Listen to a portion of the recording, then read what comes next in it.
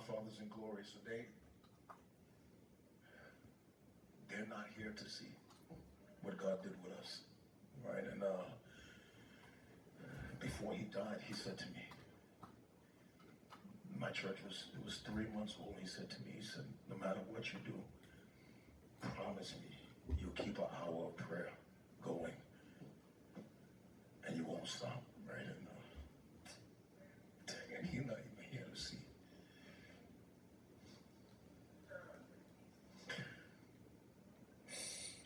He's not even here to see.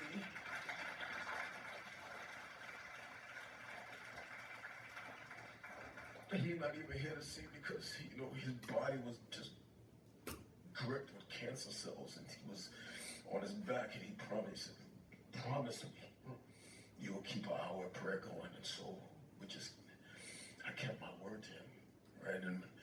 And for 12 years.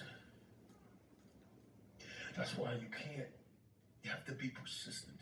Yes. When God has put something in your heart, Yes.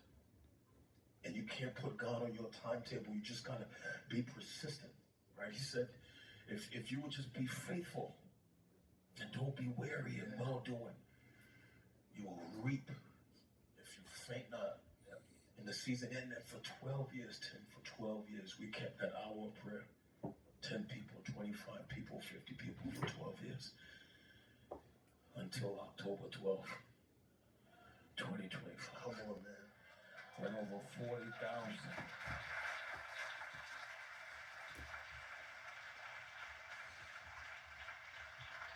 Went over 40,000 disciples from across the nation and around the world came together with no propaganda,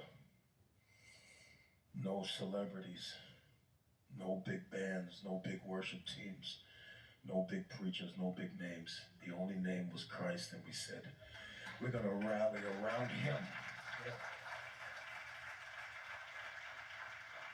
We're going to rally around him for 1 hour of prayer. And then we're going to seal that hour of prayer with an hour of worship. And people came from all across the United States. They came from the continent of Africa. They came as far away as Australia. And I think, even as I'm sitting here talking to you, I think this can segue into something I think we need to talk about. Is not only did 40,000 people show up for prayer. I mean, the State Farm Arena was full, and then the Georgia World Congress Center was full. But even when people could not get in to both the arena and the Congress Center, they took over the streets. Yeah. And they went around the corner to Centennial Olympic Park, and they took over the park. Yeah. And they was in the street laying hands on each other and having Bible studies, and white people praying with black people, and Asian people praying with Hispanic people, and they're holding each other's babies. Come on. This is what, it's kingdom, right? It's not one race above another. It was kingdom, and they was out there loving on one another. And they was going to the store and holding each other's places in line and giving each other water. And what we saw was the beautiful, this is important. Because just 2 weeks before that, we saw the ugliness of humanity on full display. Yeah. When a family lost a husband, yeah, tragically for the whole world to see. Yeah.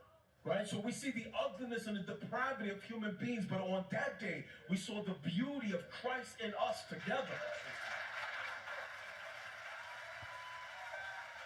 Come on, anybody. We saw the beauty of Christ in us together.